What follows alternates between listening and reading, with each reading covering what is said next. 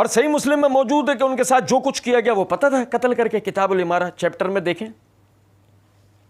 اور صحیح مسلم میں موجود ہے کہ ان کے ساتھ جو کچھ کیا گیا وہ پتہ تھا قتل کر کے، کتاب الامارہ چیپٹر میں دیکھیں. جو حضرت عائشہ نے ورڈکٹ دی ہے، ان کی اس کی لاش جو ہے گدھے میں بند کر کے سب کچھ کیا بنو امیہ نے. اور صحیح مسلم میں موجود ہے کہ ان کے ساتھ جو کچھ کیا گیا آپ کو پتہ نا قتل کر کے. کتاب الامارہ چیپٹر میں دیکھیں حضرت عائشہ نے جو ورڈکٹ دی ہے، ان کی لاش جو ہے گدھے میں بند کر کے تو یہ سب کچھ کیا ہے بنو امیہ نے. تو محمد بن ابی بکر وہ قتل میں ڈائریکٹلی انوالو تو نہیں تھے. یہ مصنف ابن ابی شیبہ میں وہ روایتیں موجود ہیں، قتل عثمان والا چیپٹر نکال لیں. یہ عین وقت پہ پیچھے ہٹ گئے تھے، یہ شامل ضرور تھے. تو اس سے یہ تو پتہ چل گیا نا کہ ابو بکر کی اولاد تھی، کوئی صبائی پارٹی نہیں تھی. اچھا جی سنیں ذرا بات کو. یہ میرے ہاتھ میں صحیح مسلم ہے. جب مرزا جی نے کتاب الامارت دیکھنے کے لیے کہا یہ کتاب الامارت ہے، کتاب الامارت میں امام نووی رحمۃ اللہ علیہ نے باب قائم کیا، باب فضیلت الامام العادل و عقوبۃ الجائر. اس کے تحت حدیث نمبر ہے 4608. میں پوری روایت پڑھ کے سناؤں گا، پھر آپ کو ایسے روایت دکھا بھی دوں گا، ایک نظر دیکھ لیجیے گا، آپ اپنے طور پہ بھی تحقیق کر لیجیے گا. میں الفاظ مرزا جی کے ایک دفعہ دہرا دیتا ہوں کہ اور صحیح مسلم میں موجود ہے ان کے ساتھ جو کچھ کیا گیا وہ پتہ تھا قتل کر کے، کتاب الامارت چیپٹر میں دیکھیں. جو حضرت عائشہ نے ورڈکٹ دی ہے، ان کی لاش جو ہے گدھے میں بند کر کے سب کچھ کیا ہے بنو امیہ. عبد الرحمن بن شماسہ بیان کرتے ہیں کہ میں حضرت عائشہ رضی اللہ تعالی عنہا کے پاس کچھ پوچھنے کے لیے گیا. حضرت عائشہ نے پوچھا کہ تم کن لوگوں میں سے ہو؟ میں نے کہا میں مصر والوں میں سے ہوں. میں مصر والوں میں سے ہوں.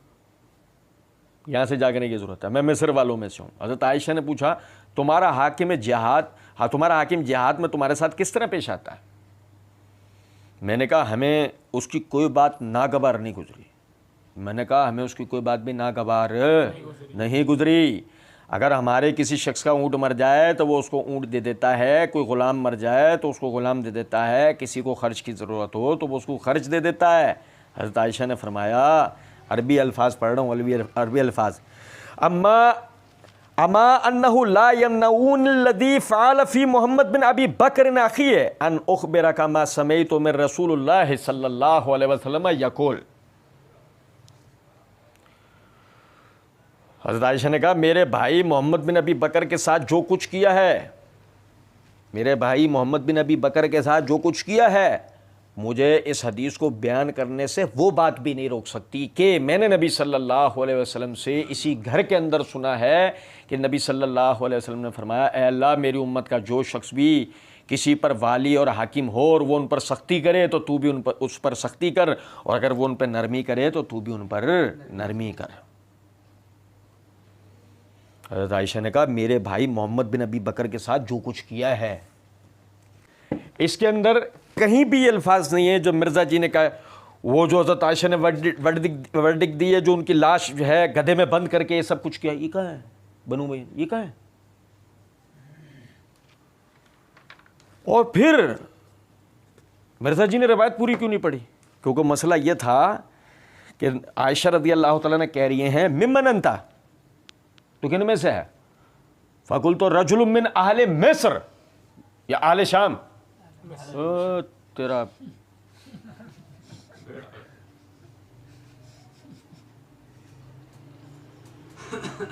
یہ ہے مرزا صاحب.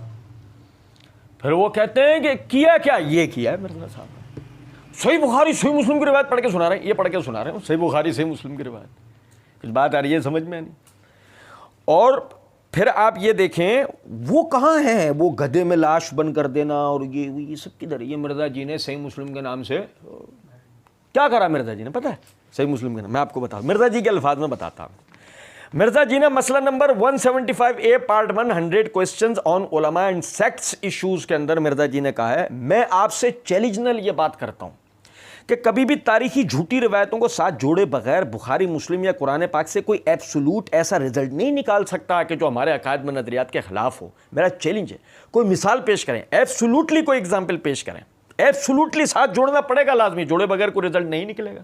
وہی مرزا جی نے کیا، نام لیا صحیح مسلم کا، نام لیا مرزا جی نے صحیح مسلم کا، لیکن نکالا کیا مرزا جی نے؟ سنو ذرا بات کو، میں آپ کو بتاتا ہوں تاکہ آگے بھی کوئی نہ رہے نا، یہ وسوسہ نہ رہ جائے کوئی مرزا جی کا. یہ میرے ہاتھ میں تاریخ تبری ہے، اس کی جلد نمبر 3 کا یہ صفحہ نمبر 383 تھا 382 تھا 385 میں 382 کا جو آپ کو اشارہ دے رہا ہوں وہ اس لیے کہ سند یہاں سے شروع ہو رہی ہے. سند کیا ہے؟ ابو مخنف باواسطہ محمد بن یوسف بن ثابت الانصاری کے ذریعے مدینہ کے ایک شخص سے نقل کرتا ہے. اب یہ سند ہے، سننا ذرا بات کو.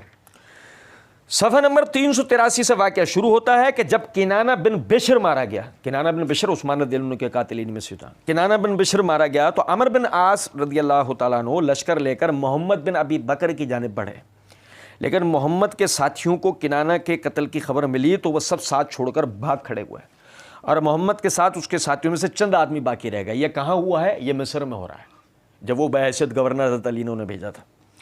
جب محمد نے عمر کو سامنے آتا دیکھا تو میدان سے بھاگے اور شہر کی گلیوں میں جان بچانے کے لیے بھاگتے رہے، حتیٰ کہ ایک گلی کے کنارے پر ایک ٹوٹا ہوا مکان نظر آیا، اس میں جا کر چھپ گئے اور عمر بن عاص فسطاط شہر میں داخل ہو گئے.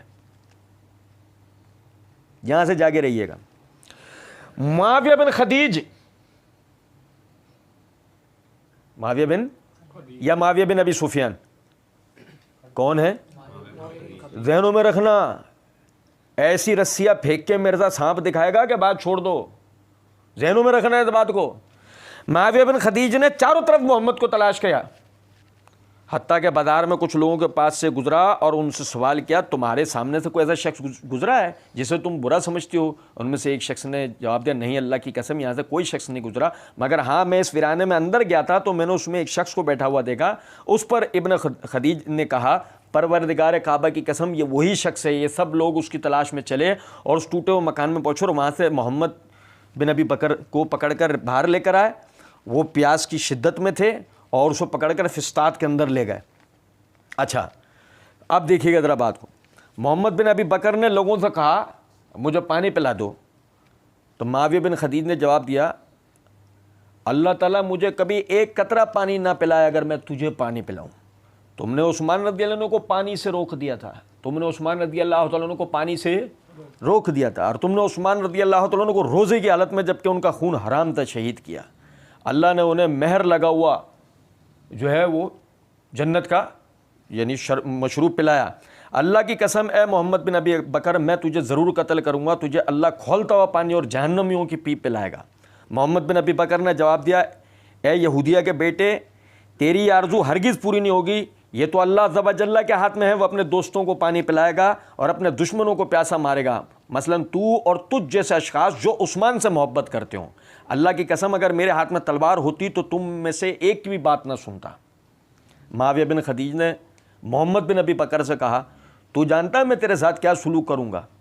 میں تجھے گدھے کی کھال میں سیوں گا، میں تجھے گدھے کی کھال میں سیوں گا، پھر اسے آگ میں جلاؤں گا.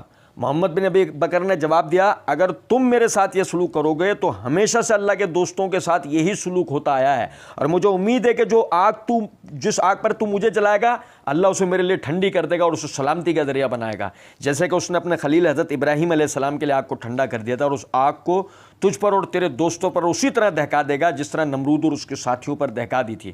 اللہ تجھے بھی آگ میں جلائے گا جس کا تو نے ابھی ذکر کیا، اور تیرے امیر معاویہ کو بھی جلائے گا اور اسے بھی آگ میں جلائے گا. عثمان رضی اللہ عنہ کی طرف اشارہ اور عمر بن عاص کی طرف بھی اشارہ کیا.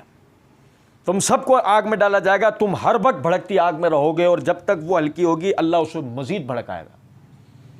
معاویہ بن خدیج نے کہا میں تجھے عثمان کے قصاص میں قتل کر رہا ہوں. محمد بن ابی بکر نے جواب دیا تیرا عثمان سے کیا تعلق؟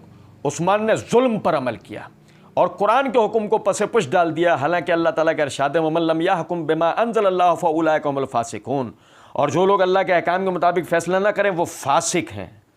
ہم نے اسے اس جرم کی سزا دی، اشارہ عثمان رضی اللہ عنہ کی طرف ہے، ہم نے اسے اس جرم کی سزا دی اور اسے قتل کر دیا. تو اور تجھ جیسے اشخاص جو اس کی تعریف کرتے ہیں تو اللہ نے چاہا تو وہ ہمیں اس کے قتل کے گناہ سے پاک رکھے گا اور تو اس کے گناہ میں اس کا شریک ہوگا اور تیرا انجام بھی وہی ہوگا.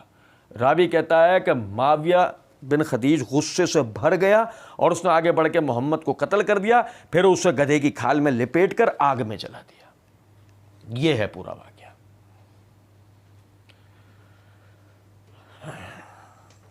سنیں ذرا بات کو، قطع نظر اس کے، ابھی ہم اس کی سند پہ بات کریں گے، یہ بجائے میں نے دیکھو پہلے سند کی طرف اشارہ دیا تھا. قطع نظر اس کے مدعی لاکھ پر بھاری ہے گواہی तुझ बेगैरत की। सुनो ज़रा बात को, बड़ा बेगैरत आदमी है, मिर्ज़ा से बड़ा बेगैरत कोई है। मैं आपको सही बात, हमें अल्लाह हमें माफ़ करे, क्या क्या हमें पढ़ना पड़ रहा है यार, हमारा ज़मीर गवारा नहीं कर सकता, अल्लाह की कसम वो चीज़ें हमें पढ़नी पड़ रही हैं इस बदबख्त आदमी की वजह से। फिर कहते हैं हक बयान नहीं करते। ओ यार अल्लाह की कसम है, जुल्म है यार। क्या हमें मोहम्मद बिन अबी बकर के लिए पढ़ना पड़ रहा है, क्या हमें उस्मान, माविया, अमर बिन आस व दीगर हजरात के लिए पढ़ना पड़ रहा है? आप अंदाज़ा करो कद्दाब व दज्जालों की रिवायात। लेकिन ज़रा लुत्फ़ की बात आप मुलाहिज़ा करें, मिर्ज़ा जी आगे क्या कहने लगे हैं। मिर्ज़ा जी आगे कहते हैं तो मोहम्मद बिन अबी बकर कत्ल उस्मान में नहीं थे। ये मुसन्नफ़ इब्न अबी शैबा में रिवायत मौजूद है, कत्ल उस्मान वाला चैप्टर निकाल लें, ये ऐन वक्त पे पीछे हट गए थे, ये शामिल ज़रूर थे लेकिन कत्ल उस्मान में शरीक नहीं थे। लेकिन क्या मिर्ज़ा जी जिस रिवायत की तरफ तवज्जो दिला रहे हैं वो साबित नहीं करती कि मोहम्मद बिन अबी बकर कातिल उस्मान है, और ऐसा कि वो उस्मान रज़ी अल्लाह को नाउज़ुबिल्लाह फासिक समझ रहे हैं, वो उस्मान रज़ी अल्लाह तआला अन्हु को कत्ल करना अपने मुंह से करें कि हाँ मैंने उसको कत्ल किया और इस सज़ा में कत्ल किया जो उसने किया। तो फिर मिर्ज़ा जी ने पूरी रिवायत क्यों नहीं पढ़ी ये भी आप समझ गए होंगे। लेकिन अब इसके बाद आप आगे देखें, मसला ये है, रिवायत बयान की है अबू मिखनफ ने बावास्ता मोहम्मद बिन यूसुफ बिन साबित अल अंसारी, बावास्ता मदीने का एक शख्स। कौन? 53वां सवाल। मिर्ज़ा जी और मिर्ज़ा जी के मुकल्लिदीन से हमारा आज 53वां सवाल है। मिर्ज़ा जी अपने दाएं बाएं आगे पीछे ऊपर नीचे का पूरा जोर लगाएं और इसकी सही मुत्तसिल सनद ला के दें। ये कौन है? ये मदीने का एक शख्स जो ये बात कर रहा है, ये मजहूलुल इस्म मजहूलुल हाल, ये कौन आदमी है कि जिसने ये बात बयान की है? और उससे मोहम्मद बिन यूसुफ बिन साबित अल अंसारी, इसके बारे में तो हमें जानने की ज़रूरत ही नहीं है, और उससे बावास्ता अबू मिखनफ लूत बिन या अज़दी कज़्ज़ाब दज्जाल जलवा शिया वो इस रिवायत को बयान कर रहा है। आप अंदाज़ा तो करें कितने मज़े से मिर्ज़ा साहब इस रिवायत को पढ़ के सुना रहे हैं।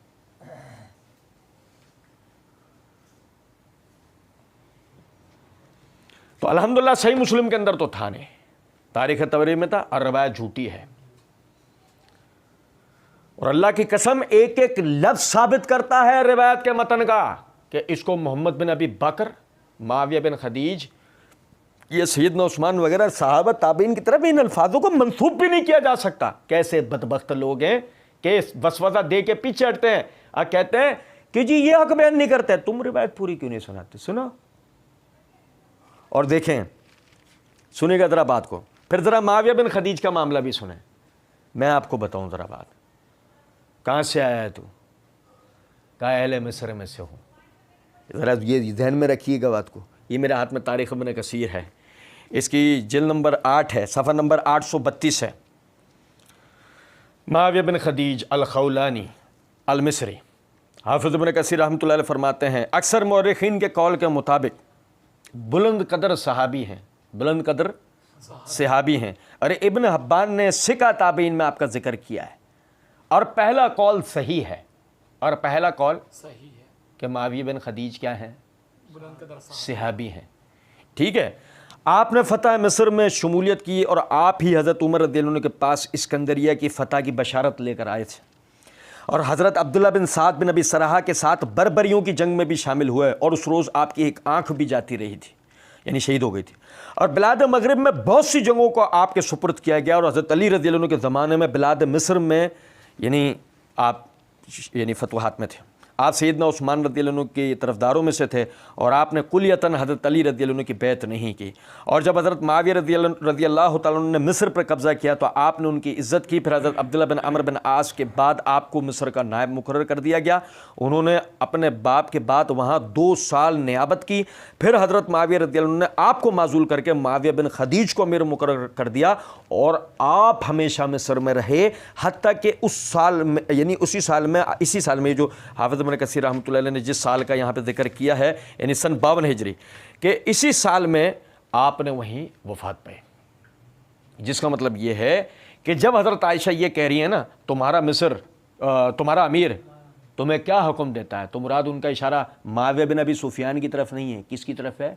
माविया बिन खदीज की तरफ।